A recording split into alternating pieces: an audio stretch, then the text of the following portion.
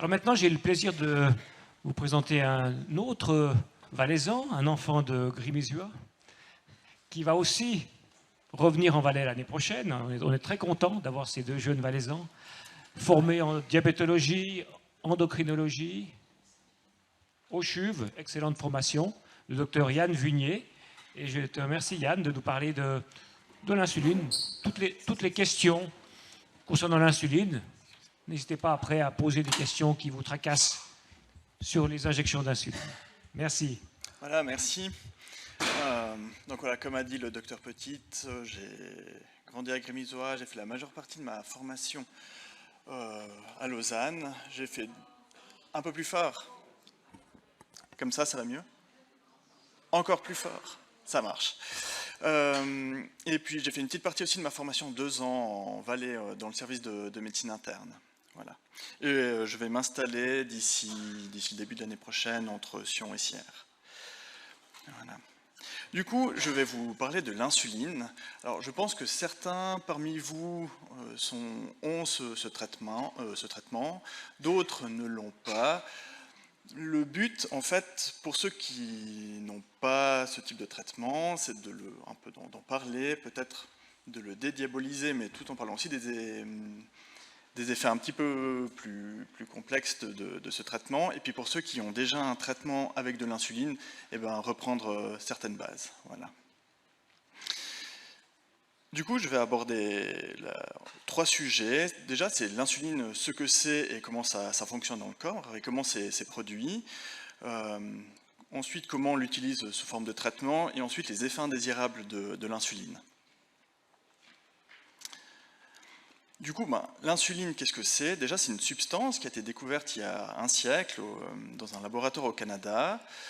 L'insuline, c'est produit exclusivement par le pancréas, et puis c'est une hormone. Alors peut-être, l'hormone, on a tous une représentation un petit peu différente de ce que c'est, mais pour définir ça, on peut dire qu'une hormone, c'est une substance qui est produite de manière naturelle par un des organes du corps, et c'est transporté par le sang, et ça va agir sur d'autres organes. Ça permet de coordonner les différents organes l'un entre l'autre. En fait, c'est la manière qu'a le corps en fait, de faire communiquer ces différents organes. Donc en fait, s'il faut définir l'insuline, on peut dire que c'est l'hormone principale, parce qu'il y en a aussi d'autres, mais on va se concentrer sur l'insuline, qui est produite par le corps et qui va gérer le taux de sucre dans le sang. Alors un tout petit peu d'anatomie. Le pancréas, c'est l'organe qui est juste derrière l'estomac, qui est au centre du ventre. Ça ressemble globalement à une sorte de tétard.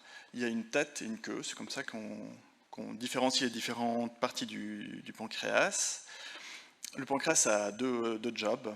Le job numéro 1, c'est de fabriquer des sucs pancréatiques qui va aider à digérer directement dans l'intestin. Il va produire du liquide qui va aller via ce canal et qui va se jeter dans l'intestin. Et puis, il y a aussi, à certains endroits, il y a plein de petits îlots de Langerhans. C'est ces petites choses-là. C'est plein de petits îlots un petit peu à part qui contiennent des cellules, et certaines de ces cellules, en fait, vont faire de l'insuline qui va partir alors directement dans le sang. Ensuite, pour ce qui est du fonctionnement de l'insuline, alors, sur ce graphique, vous avez un vaisseau sanguin, le sang, et puis les particules de sucre dans le sang, et puis le pancréas qui est à côté de ça et qui fabrique de l'insuline. Donc le pancréas, ce qu'il va faire, c'est qu'il va mettre de l'insuline directement dans le sang. Puis là, vous voyez, en fait, l'insuline n'a pas d'action directement sur le taux de sucre. C'est pas parce qu'on a de l'insuline... Enfin, l'insuline ne va pas diminuer directement le sucre. Ce que va faire l'insuline, en fait, c'est agir sur 3 organes différents. Le foie, les muscles, et puis encore un autre organe, le gras, qu'on a sous la peau. Et puis, dans ces différents organes, on a plein de cellules, et puis sur chaque cellule, en fait, il y a des récepteurs à l'insuline. C'est un petit peu comme une sorte de serrure, et puis la clé de cette serrure, ce sera l'insuline. Et donc l'insuline va se fixer sur chacun de ces récepteurs, et ça va activer quelque chose. Ça va faire en sorte que le taux de sucre, enfin chaque particule de sucre dans le sang, va être stocké dans ces différents organes, et suite à ça, le taux de sucre comme ça dans le sang diminue.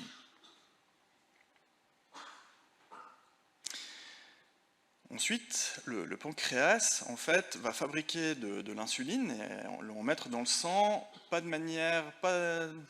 des quantités différentes en fonction de ce qu'on fait.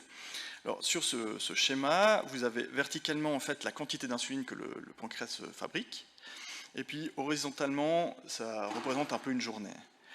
Du coup, lorsqu'on est à jeun, par exemple la nuit ou entre les repas, le pancréas fabrique une petite quantité d'insuline qui va permettre de tenir un taux stable de taux de sucre dans le sang. Et puis lorsqu'on mange au repas, on va avaler des sucres lents, des sucres rapides, qui vont arriver dans l'intestin, qu'on va digérer, et puis qui vont partir directement dans le sang.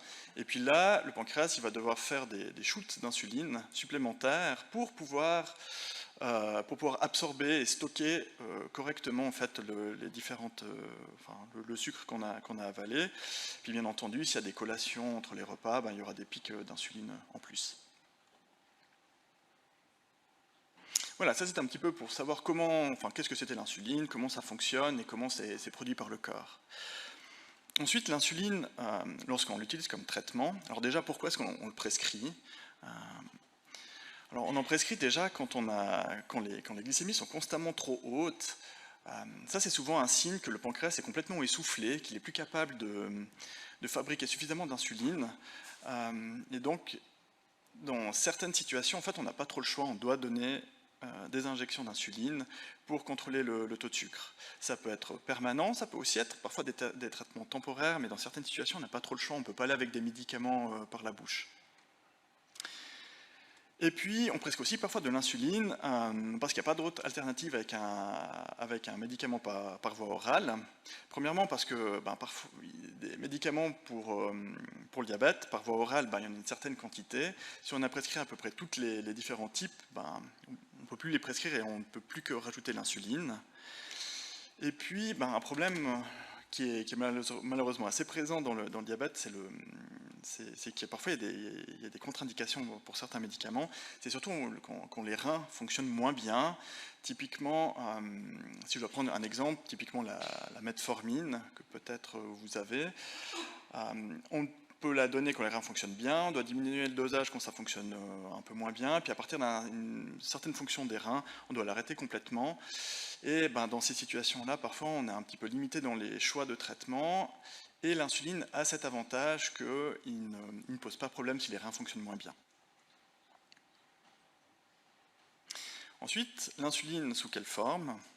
Donc, je pense que vous êtes tous au courant que l'insuline, ça existe, c'est sous forme d'injection. Ensuite, là, il y a une image qui n'est pas apparue malheureusement, mais c'était des comprimés que j'ai tracés. Les comprimés l'insuline sous forme de comprimés, ça n'existe pas, ou peut-être il faudrait dire ça n'existe pas encore. C'est en cours de développement, ça sera peut-être un jour sur le marché, peut-être pas. En tout cas, c'est pas pour tout de suite. Et puis, même si un jour ça devrait venir sur le marché, il faudrait voir aussi si ça fonctionne bien. Et si je dis ça, c'est parce qu'il y a eu aussi en fait l'insuline sous forme de spray nasal qu'on pouvait utiliser comme un spray quand on a le rhume, et qui avait été commercialisé aux États-Unis, mais qui n'avait pas spécialement bien marché. Il y avait eu des problèmes d'absorption. Et c'est pour ça que finalement, en fait, cette forme d'insuline n'a jamais été mise sur le marché européen. Donc, en fait, l'insuline, on le donne sous forme injectable. Alors, ça, c'est le côté un peu vintage de la prise d'insuline, où on devait aller prélever avec l'aiguille directement dans le flacon. Là, alors malheureusement, il n'y a pas l'image qui est apparue, elle est tombée entre les deux ordinateurs, mais il y a les stylos à insuline, qui est la forme la plus conventionnelle en fait d'injection d'insuline. Il y a aussi les pompes à insuline. C'est des petites pompes où à un endroit il y a un petit réservoir qui contient de l'insuline, et puis la pompe en fait injecte via la tubulure l'insuline directement sous la peau où il y a une petite canule, et puis on programme la pompe pour injecter une certaine quantité, enfin la détermine directement dans la pompe. Et puis l'insuline, on peut aussi la donner directement dans les vaisseaux sanguins. Ça se fait bien entendu qu'à l'hôpital, et ça se fait uniquement dans des situations bien particulières, typiquement quand le taux de sucre est extrêmement élevé et qu'il devient toxique, c'est-à-dire que le sang s'acidifie, ou alors dans d'autres situations, typiquement lorsqu'on veut contrôler très très très très finement le taux de sucre dans le sang. Ça se fait principalement quand ça peut être durant des opérations ou alors aux soins intensifs. Ensuite, des types d'insuline, il y en a deux principales qui fonctionnent de manière différente. Il y a les insulines lentes, et puis il y a les insulines rapides. Et puis il y a une classe un petit peu à part, c'est les insulines mixtes. C'est dans un réservoir d'insuline, dans un stylo d'insuline, il y a directement le mélange des deux types. Alors là, je vais parler un petit peu des marques qui sont à disposition en Suisse. Il y a l'insulatar. L'insulatar, c'est un peu la vieille insuline lente qui dure à peu près 12 à 18 heures après qu'on l'ait injectée. Et elle a la particularité de faire un pic d'action, c'est-à-dire après l'injection, 4 à 8 heures après, à 6 heures après, elle va fonctionner un peu plus que au moment de piquer et des heures après. Ce qui était, alors c'était une insuline très, très bien, mais elle posait ce problème vu ce pic d'action, quand on devait la piquer le soir pour agir durant la nuit, ça pouvait faire des taux de sucre trop bas, des hypoglycémies au début de nuit, et les gens devaient faire des collations avant d'aller dormir, ce qui n'était pas forcément ce qu'on aurait préféré éviter. Là, actuellement, il y a des nouvelles insulines, qui sont là déjà depuis une vingtaine d'années, et qu'on utilise un peu plus fréquemment, beaucoup plus fréquemment, c'est la Levemir qui dure à peu près une vingtaine d'heures, qu'on peut donner 1 à 2 fois par jour, et puis la Lantus ou la Basaglar, c'est des insulines lentes qui durent à peu près 24 heures, et puis du coup on peut les donner qu'une seule fois par jour. Et puis il y a des insulines qui sont encore plus longues, qui durent 30 heures, voire 40 heures, pour la Toujeo et la Tresiba. On les donne également une fois par jour. Ce sont des insulines qui ont l'avantage d'avoir un débit dans le sang un petit peu plus stable. Les insulines lentes, ça donne, alors, à part l'insulatar et éventuellement la Levemir, ça se donne normalement une fois par jour. Et puis, on peut les donner indépendamment des repas, avant, après, à jeun, c'est un peu égal. Ensuite, il y a l'insuline rapide. Alors, il y en a 3 types qui s'équivalent globalement. Il y a l'Apidra, l'Humalog et puis la Novorapide. Elles durent toutes à peu près 4 heures de temps. L'insuline rapide, ça sert principalement à contenir en fait les sucres qu'on mange durant le repas. Alors, pour que ça fonctionne bien, il faut l'injecter au moins 15 minutes avant le repas, ce qui est un petit peu contraignant quand même, pour que ça ait une bonne efficacité. Le repas doit contenir au moins un féculent, donc un aliment qui contient des sucres lents, au risque que l'insuline ensuite consomme le peu de sucre dans le sang et que ça fasse une hypoglycémie. Ça peut aussi être parfois, en fonction de la situation, être utilisé hors des repas. Ça, c'est dans le cas où le taux de sucre est constamment trop haut. On peut donner un petit peu d'insuline rapide pour que le taux de sucre baisse. Et puis là, les injections, ça peut être 1, 2, 3 fois par jour, ça peut être plusieurs fois par jour. Et puis ensuite, il y a aussi un nouveau type d'insuline qui existe, les insulines ultra rapides, qui existent depuis 2, 3, 4 ans, quelque chose comme ça. Il y a la Fiasp. La Fiasp, c'est de la Novorapide qui agit un peu plus rapidement, et puis la Lumief, c'est de l'Humalog qui agit un peu plus rapidement. La principale différence qu'il y a entre l'insuline rapide et puis les insulines ultra rapides, c'est qu'on peut les injecter 5 minutes avant les repas plutôt qu'attendre un quart d'heure. C'est un petit peu moins contraignant, c'est un petit peu plus facile à utiliser. Après, en termes d'efficacité, ça s'équivaut plus ou moins à l'insuline rapide. Ça peut, suivant les personnes, être plus ou moins efficace. Voilà. Mais pour le reste, c'est comme de l'insuline rapide. Puis après, il y a les insulines mixtes. Donc, comme je vous ai dit, en fait, dans le réservoir du stylo, il y a directement un mélange qui est préfait. Alors, il y a 2 types qui existent. Il y a les Humalog mixtes qui contiennent de l'insulatar et de l'Humalog. Donc de la rapide et puis de l'insuline lente, à des concentrations différentes. Et puis, il y a encore la Risodag, c'est de l'insuline lente, la Tresiba en grande quantité, et puis aussi une petite partie d'insuline rapide. Ces insulines mixtes, comme ça contient en fait de l'insuline rapide, ils doivent être pris avec le repas qui doit contenir un féculent au moins, et être injectés 15 minutes avant le repas. Et puis là, ça dépend toujours de combien de fois ça peut être injecté, 1 fois par jour, 2 fois, 3 fois, ça dépend un petit peu aussi de ce que le médecin pense le mieux d'être prescrit. Alors peut-être juste pourquoi en fait ces types d'insuline, pourquoi est-ce qu'il y a de l'insuline lente, pourquoi il y a de l'insuline rapide. En fait, c'est tout dépend de ce qu'on veut faire. Puis en fait, en tant que médecin, quand on voit les taux de sucre de la personne en face de nous, En fait, on doit un petit peu estimer quelle est sa production d'insuline. Voilà.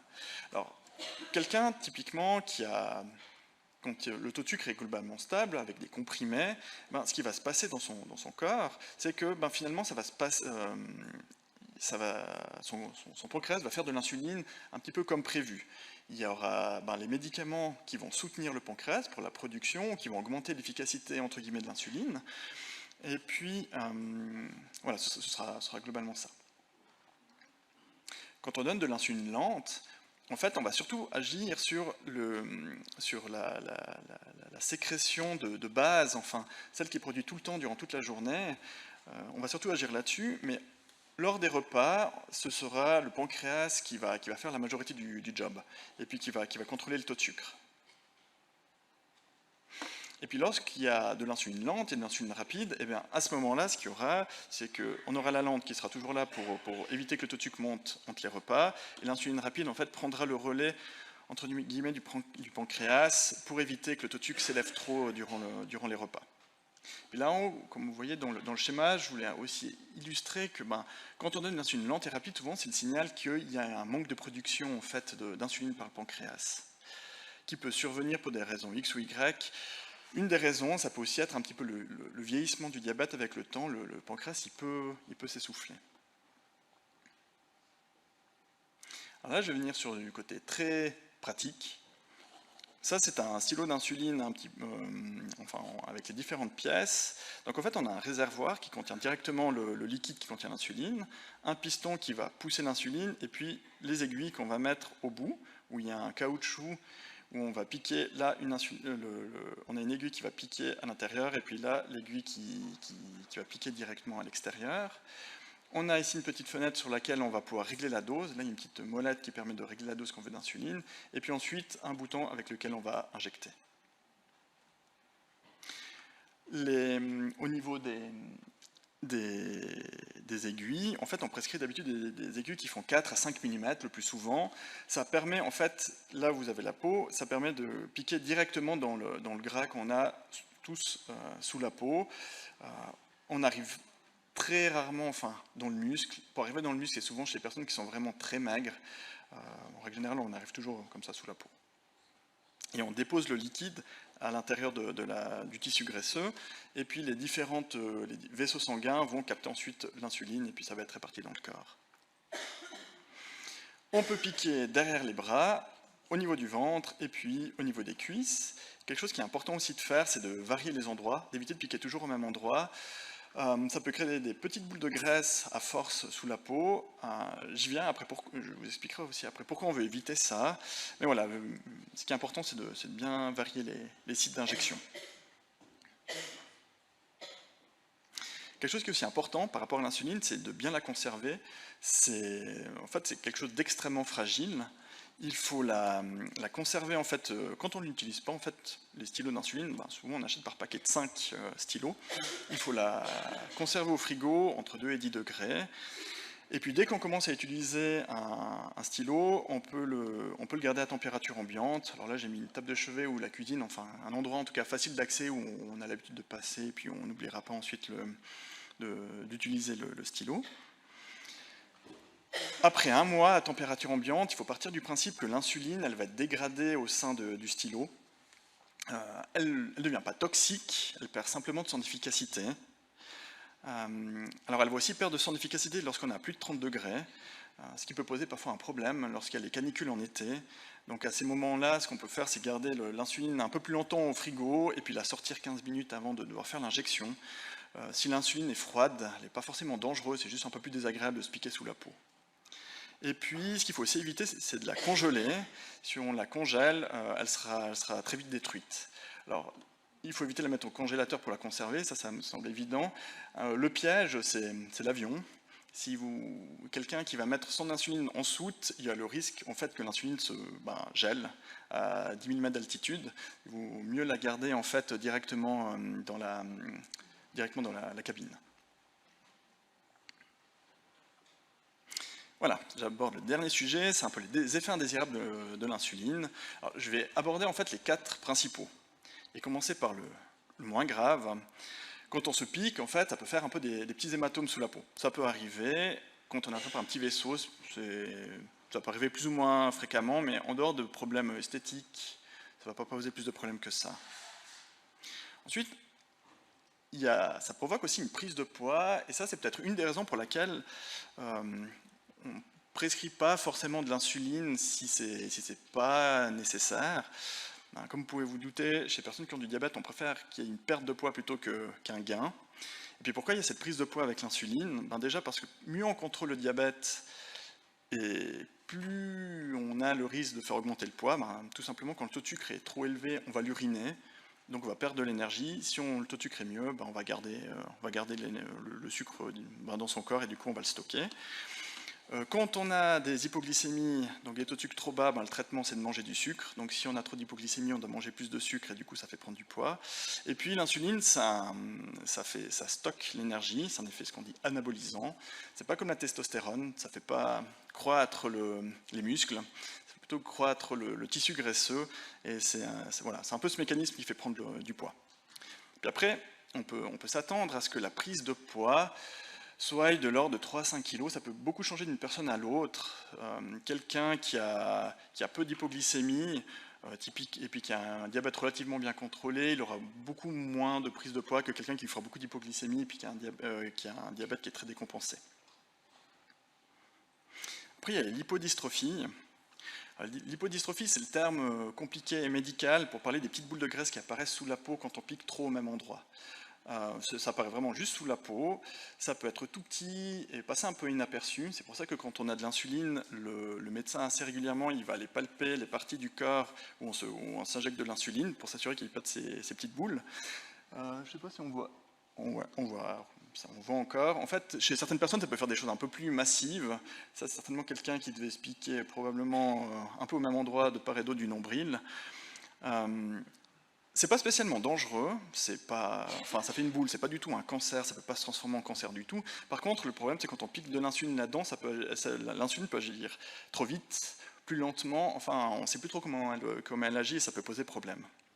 Donc si quelqu'un a ça, ce qu'il faut faire, déjà première chose, c'est pas piquer dedans, et puis surtout les éviter. Puis pour les éviter, c'est là où on recommande à chaque personne qui a un traitement d'insuline de se piquer à des endroits différents, de faire une rotation typiquement autour du nombril, ou en fonction des jours de la semaine. Ça, c'est un tableau que j'ai trouvé en fait sur le site des HUG, puis que j'avais trouvé assez intéressant pour savoir plus ou moins où piquer. Voilà. Et puis quelque chose qui est aussi important, c'est de changer les aiguilles en fait, à chaque injection. Le fait de les réutiliser plusieurs fois, ça peut augmenter le risque de l'apparition de l'hypodystrophie. Puis j'ai gardé le meilleur pour la fin, c'est les hypoglycémies. Ça, c'est on va dire, le problème principal du traitement avec insuline. C'est peut-être pour ça que si on n'en a pas besoin, on va pas se jeter en premier sur le traitement avec des injections d'insuline.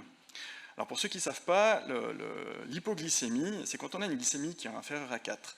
Autant on veut éviter d'avoir des glycémies trop élevées, mais on a besoin de sucre dans le sang pour faire fonctionner nos différents organes, et en dessous de 4, ce n'est pas considéré comme normal. Donc nos organes en dessous de 4 vont commencer à manquer de sucre, ils vont commencer à souffrir, et puis ça va faire des symptômes. Ça va nous donner faim, ça va nous faire transpirer, faire trembler, faire palpiter le cœur, faire des étourdissements, une vision trouble. Ça peut faire des difficultés de la concentration. Les gens peuvent aussi changer de caractère et devenir spécialement nerveux. Les gens peuvent aussi avoir des maux de tête, devenir tout pâles. Et puis, dans des cas extrêmes, ça peut aussi faire une perte de connaissance. Quelqu'un qui va avoir une hypoglycémie n'aura jamais tous les symptômes, il aura certainement 1, 2, voire 3 symptômes, et puis chaque fois qu'il fera une hypoglycémie, souvent ce sera les mêmes symptômes. Donc voilà, quelqu'un qui est traité avec de l'insuline, qui a un de ces symptômes, la première chose qu'il a à faire, c'est contrôler sa glycémie, c'est comme ça qu'on prend en charge correctement, parce que voilà, avoir des palpitations, être un peu pâle, ça ne veut pas forcément dire que c'est une hypoglycémie, ça peut aussi être autre chose, et si c'est autre chose, il faut aussi le savoir, et puis avoir la prise en charge adéquate. Donc si on est en dessous de 4, à ce moment-là, le traitement, c'est se resucrer. Et puis le traitement, le médicament à prendre, c'est du sucre. Et puis l'ordre d'idée, c'est de prendre 15 grammes de sucre, soit 4 carreaux, soit 3 sachets, soit 2 cuillères à café de confiture ou de miel, soit alors prendre 1,5 déci, 2 décis de quelque chose bien sucré, du coca, du jus, enfin voilà. Et n'importe quel produit de ces produits qu'on va prendre va arriver dans l'estomac, dans l'intestin, va aller dans le sang, et tout ça en une quinzaine de minutes, l'hypoglycémie va être corrigée assez rapidement. On évitera de manger du chocolat ou n'importe quoi qui contient du sucre, un fruit, des sucreries, des biscuits, du chocolat, tout simplement parce qu'il faudra digérer ça, et ça va prendre plus de temps, donc on va être plus longtemps en hypoglycémie et on ne veut pas ça. Rien n'empêche de manger, par exemple, un bout de pain ou quelque chose d'autre après avoir pris quelque chose de très sucré, comme je vous ai montré avant, pour éviter tout à coup que le taux de sucre redescende derrière. Mais ça reste... Voilà, ces différentes choses-là ne font pas partie du traitement primaire de l'hypoglycémie. Puis pourquoi on prend en charge une hypoglycémie? Alors déjà parce que c'est désagréable, et puis en soi c'est déjà une bonne raison. Après, le problème, c'est qu'au bout d'un moment, on commence à s'habituer à l'hypoglycémie, enfin le corps il s'habitue, il fait plus de symptômes. Puis ça commence à être un problème, parce que c'est pas parce qu'on fait plus de symptômes que c'est pas toxique pour les organes. Les organes ont toujours besoin d'énergie, donc de sucre, pour fonctionner. Donc si on ne ressent plus les signaux d'alarme, ça commence à poser problème. Et puis c'est ça qui, à terme, peut aller jusque, si les glycémies sont spécialement basses, amener jusqu'au coma, et puis à des complications beaucoup plus graves de l'hypoglycémie. Donc c'est quelque chose de très sérieux qu'il faut prendre rapidement en charge et ne pas banaliser. Puis le dernier sujet que je voulais aborder, quand on a de l'insuline, et puis en lien avec l'hypoglycémie, c'est la conduite. Parce que vous pouvez bien vous imaginer que faire un malaise à cause d'une hypoglycémie au volant, c'est pas spécialement recommandé. Donc ce qu'on veut éviter, c'est les hypoglycémies pour éviter les accidents. Puis pour ça, en fait, le médecin a deux questions. C'est premièrement, est-ce que quand il donne un traitement pour le diabète, est-ce qu'il y a un risque que le traitement fasse une hypoglycémie? Alors la réponse est oui pour l'insuline, et puis oui pour un comprimé qu'on donne aussi, c'est le glyclaside, qui peut aussi faire des hypoglycémies. Puis si la réponse est oui, il y a une deuxième question qui se pose, c'est à quel point la personne est à risque de faire une hypoglycémie. Et puis là, on stratifie un petit peu les risques. Il y a les gens à risque faible, c'est ceux qui ont que de l'insuline lente ou que le comprimé, le glyclaside. Ceux qui sont à risque modéré, c'est ceux qui ont plus autre chose que de l'insuline lente. Et puis il y a ceux qui sont à risque élevé, c'est ceux qui ont déjà fait une hypoglycémie sévère dans leur vie ou qui sont insensibles en fait à l'hypoglycémie, ce qui pose, comme je vous ai dit, déjà un problème. Et puis, alors après, là je vous montre un tableau. Ce tableau en fait il vient de la Société suisse de diabétologie, et puis ça fait un peu foi aussi au niveau légal, c'est-à-dire que ces recommandations-là, typiquement quelqu'un qui a de l'insuline et qui ne suit pas ces recommandations, il peut avoir des problèmes, typiquement avec son assureur s'il fait un accident, voilà. Donc quelqu'un qui a pas d'insuline ou qui n'a pas ces comprimés qui peut faire des hypoglycémies, il peut conduire comme il veut, il n'y a aucune limitation. Quelqu'un qui a de l'insuline lente ou alors le comprimé de glyclaside, il doit avoir dans sa voiture de quoi mesurer sa glycémie, un glucomètre, et du sucre si jamais il fait une hypoglycémie. Là où ça devient un peu plus compliqué, c'est quelqu'un qui a de l'insuline autre que de l'insuline de base, l'insuline lente. Lui va devoir faire automatiquement un contrôle avant de prendre le volant, et puis s'il est en dessous de 5, il va devoir se traiter comme s'il faisait une hypoglycémie, il va devoir attendre 15 minutes, il va devoir se recontrôler, et s'il est au-dessus de 5, c'est bon, s'il reste toujours en dessous, il doit reprendre du sucre. Et puis chaque heure et demie, c'est recommandé qu'à chaque fois, il s'arrête, il reprenne sa glycémie pour s'assurer qu'il soit toujours au-dessus de 5. Puis après, dans les risques élevés, donc les gens qui ont déjà fait des hypoglycémies sévères ou qui sont insensibles en fait à l'hypoglycémie, là, il peut y avoir des évaluations assez spécifiques avec un endocrinologue diabétologue ou également avec un médecin spécialiste dans la médecine du trafic. Voilà. Voilà, du coup, c'est un petit peu ce que je voulais vous dire par rapport à l'insuline. C'est un sujet très vaste. J'ai choisi certaines choses. Alors, je ne sais pas si vous avez des questions ou autres. Merci beaucoup, Yann. Alors, la parole est à vous, si vous avez des questions sur l'insuline. Souvent, quand une personne a un diabète de type 2, quand on parle de l'insuline, les gens sont inquiets. Est-ce que tu peux nous parler un peu de ces barrières, à la fois du côté du patient et du médecin? Alors, en tout cas, du côté du médecin, Alors, pour les raisons que je vous ai montrées, pour la prise de poids qu'on n'est pas très chaud à donner, et surtout l'hypoglycémie, on n'est jamais très pressé à prescrire, si on peut éviter. Après, l'avantage de l'insuline, c'est que c'est l'hormone, comme je vous ai montré, l'hormone de base pour prendre en charge le sucre dans le corps. Donc on peut, entre guillemets, un peu tout faire et gérer à peu près tout. C'est très facilement dit, en pratique, c'est pas du tout ça, mais on peut à peu près tout faire. Après, j'imagine que du côté du patient, ce qui peut être plus compliqué, c'est qu'on peut entendre aussi, je pense que déjà les épisodes, enfin, quand on entend les expériences d'hypoglycémie et ça motive pas plus que ça. Si on connaît les restrictions par rapport aux voitures, ça motive pas plus que ça. Et puis on peut aussi avoir aussi parfois certaines histoires par rapport aux gens qui sont un peu en fin de vie, et puis à qui on donne de l'insuline, un peu pour pallier à ça. C'est vraiment un traitement qui peut être donné à tout le monde, c'est vraiment en fonction de la situation, et puis finalement ce qui fait foi, c'est la glycémie. Si les taux de sucre vont bien, finalement on n'a pas besoin d'intensifier le traitement. Si le taux de sucre commence à monter et puis à se péjorer, c'est à ce moment-là où on se pose la question d'intensifier le traitement, et puis l'insuline en fait partie, assez clairement. Donc c'est un traitement pour le diabète de type 2 qui est simple, hein. Et puis souvent les gens qui l'essayent, je parle bien de une insuline lente par jour, très souvent, les gens nous disent après, oh, je ne savais pas que c'était si simple. On a beaucoup d'idées préconçues sur l'insuline. Hein. Très bien. Maintenant, une personne, on connaît le diabète de type 2, le diabète de type 1, puis une personne qui va se faire opérer du pancréas, qu'est-ce qu'il attend si on enlève le pancréas entier? Alors, si on enlève le pancréas, qu'est-ce qu'il aura comme traitement? Si on enlève le pancréas en entier, le pancréas, c'est l'organe qui fabrique l'insuline, et on a besoin d'insuline pour vivre.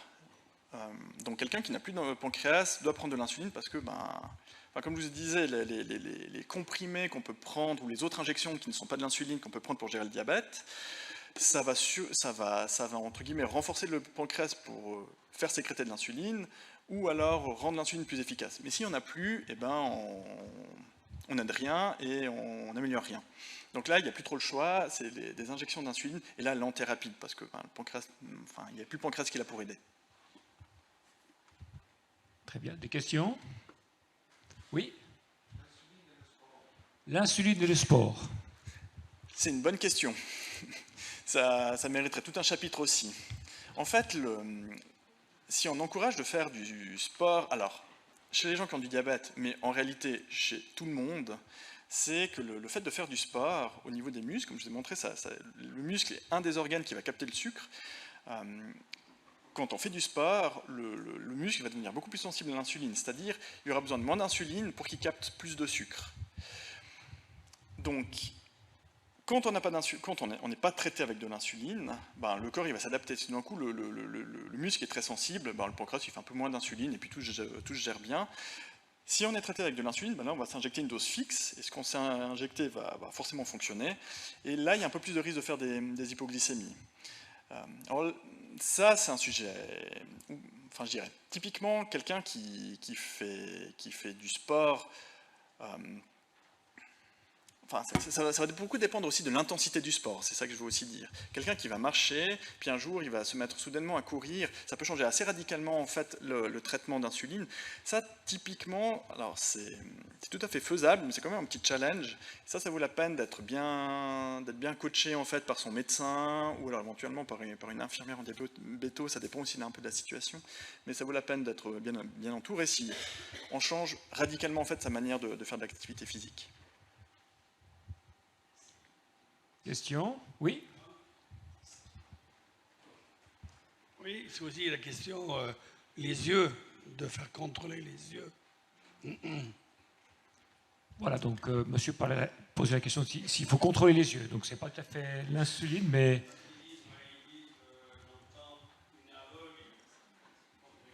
Ça ferme la pupille. Ça se vaut pour toute personne qui a du diabète. Une des complications, c'est que les petits vaisseaux qu'on a sur la rétine peuvent proliférer, et ça ne fait aucun symptôme.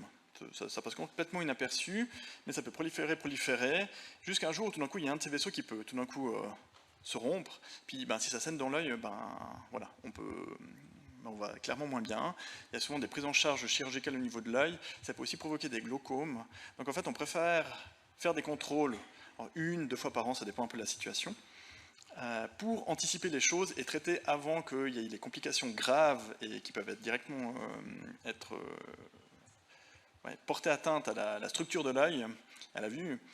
On préfère les prévenir avec des traitements avant plutôt que d'en arriver là. Oui, madame.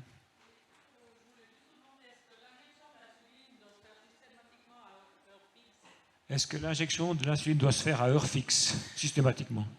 Alors ça dépend du type d'insuline. L'insuline lente, c'est surtout une insuline qui va te faire avant les repas. Donc, rapide, pardon. Rapide. L'insuline rapide avant les repas. Donc si on ne fait pas un repas, on ne la fait pas. Si on fait un repas sans féculents, on ne la fait pas. Si on fait un repas avec... si on mange 3 fois par jour un repas avec un féculent, ben on le fera globalement à des heures fixes. Après, l'insuline lente, c'est une insuline qui va durer globalement à peu près toutes les 24 heures. Le mieux, c'est de l'injecter à des heures fixes à 1, 2, 3 heures d'intervalle. Mais voilà, mais la lente, c'est une injection. On a de la marge pour les nouvelles lentes, oui.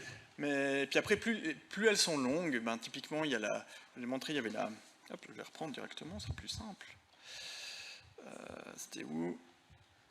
Il y avait la Toujeo et puis la Tresiba qui dure 30 à 40 heures.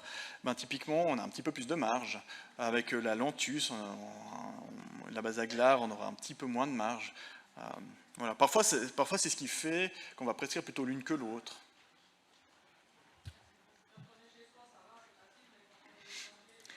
Ça demande un peu plus de logistique à ce moment-là, c'est ça. Ouais. Mais finalement, on est souple. Hein. Avant les repas, c'est avant les repas. Qu'on mange à midi ou à 2 heures, on pique avant. Donc, et puis la lente, on a tout le temps. Avec les nouvelles lentes. C'est ça, exactement. Moi, j'ai des gens qui, des fois, piquent après le repas. Alors, ça me fait froncer les sourcils. Mais ouais, c'est relativement fréquent. Hein. Des gens qui disent ça, je pique après. Ça fait un peu froncer les sourcils, en effet. Donc là, on parle d'insuline rapide. Hein, donc, ou de l'ultra rapide, c'est égal.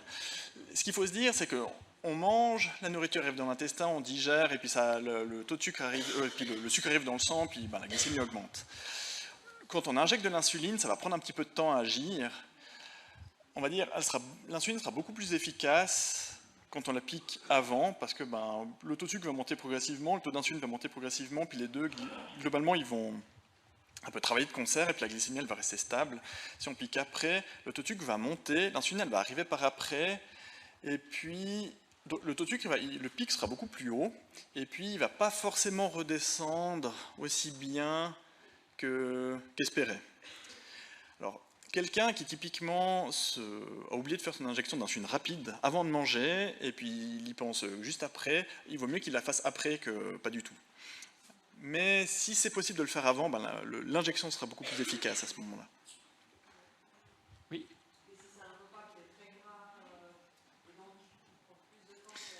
Alors là, c'est encore pour un repas très gras qui prend plus de temps pour digérer. C'est un sujet aussi qui est aussi assez complexe et puis qui vaut aussi la peine de discuter directement aussi, je pense, avec le médecin ou éventuellement la diététicienne aussi. C'est le fait qu'avec un repas un peu plus gras, le sucre qu'on mange, il peut être digéré plus lentement. Donc, en fait, on a peut-être moins besoin d'insuline tout de suite quand on commence le repas, on en a peut-être besoin un petit peu plus tard. Et dans certaines situations, alors un repas très gras et qui contient beaucoup de sucre, typiquement c'est la fondue ou la raclette, où on a les pommes de terre, le pain, et puis on a beaucoup de fromage, donc beaucoup de gras, et typiquement on aura le taux de sucre qui va commencer à monter beaucoup plus tard, et parfois ça vaut la peine par exemple de couper l'insuline rapide en 2 doses. Si on doit par exemple faire, je dis au pif, mais 8 unités, ça vaut peut-être la peine de faire 4 unités avant de manger, puis 4 au milieu. Ça devient assez spécifique, puis c'est à travailler avec le soignant. La pizza, c'est comme le sport, hein, il faut que les gens se testent, fassent leurs expériences. Qu'est-ce qui me convient à moi quand je fais du sport? Est-ce que la glycémie, elle monte trop, elle descend trop? Pour trouver la parade. Oui.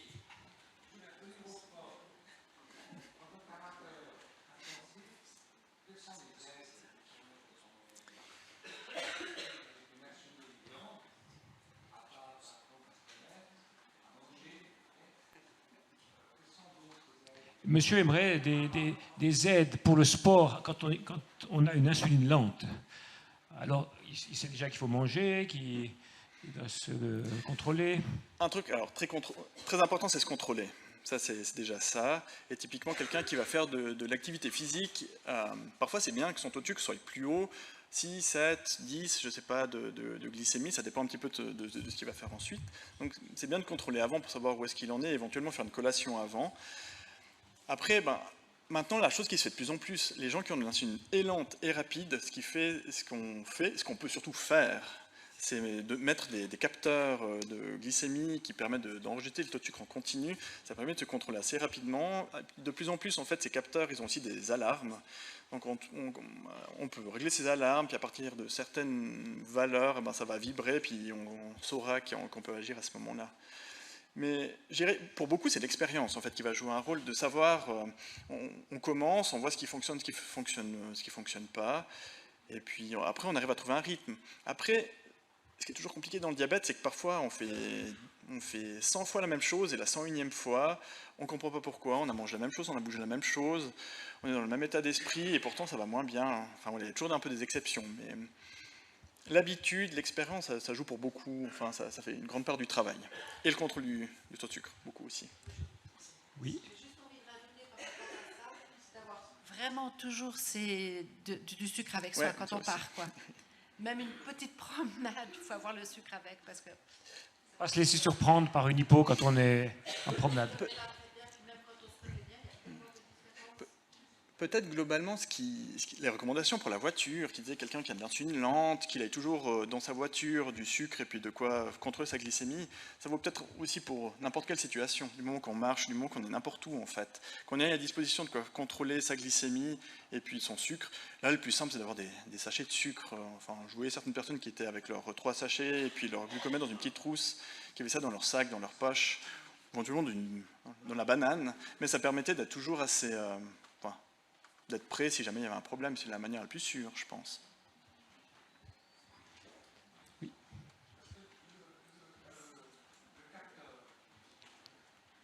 Le capteur. Le capteur, est-ce qu'on peut l'utiliser dans le type 2 ? Est-ce qu'il est remboursé ? Alors, il y a plusieurs types, mais on va dire entre guillemets le capteur le plus facile d'accès, il s'appelle le freestyle libre. Et lui, du moment qu'on a de l'insuline lente et rapide, quand on a un médecin qui est diabétologue, ça se prescrit comme ça. Mais il faut de la rapide pour avoir le... Mais il faut les deux, et lente et rapide.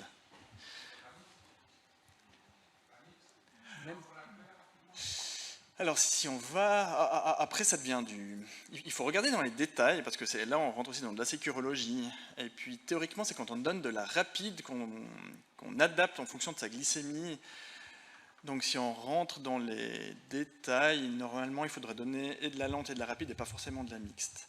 Après, si on donne un schéma de mixte, enfin on adapte en fonction de la glycémie, est-ce qu'on pourrait, je pense que c'est discutable. Ouais. C'est une question. Oui. Voilà, la Tresiba qui dure très longtemps, est-ce qu'il faut quand même la piquer tous les jours ? Oui, il faut la faire tous les jours. Je veux dire, il y a peut-être 2 avantages. C'est que si on la décale de quelques heures, ça pose moins de problèmes. Et peut-être que la Tresiba et puis l'autre, la Toujeo, les 2 plus longues, elles font possiblement un petit peu moins de risque d'hypoglycémie que la Lantus et la Levemir. Et que l'insulatard surtout, en fait. Après, il y a des situations, c'est pour ça que dans une bonne partie des cas, c'est une bonne insuline, mais il faut l'appliquer tous les jours. En fait, si vous voulez, après quelques jours, le taux d'insuline de la Tresiba dans le corps, en fait, se stabilise et puis ça donne un taux assez stable d'insuline qu'on a dans le corps. Voilà. C'est ça en fait la logique, c'est pas forcément de se piquer une fois toutes les 40 heures. Ce qui étonne toujours les gens, effectivement, quand on dit qu'elle dure 40 heures, c'est que non, il n'y a pas d'accumulation avec les jours qui passent. Ça reste stable. C'est comme ça. C'est difficile à expliquer, mais c'est comme ça. C'est ça. Voilà, merci beaucoup Yann. Merci pour cette excellente présentation. Alors, je crois qu'on passe à la pause maintenant, et puis on reprend 4h moins quart, dans 25 minutes.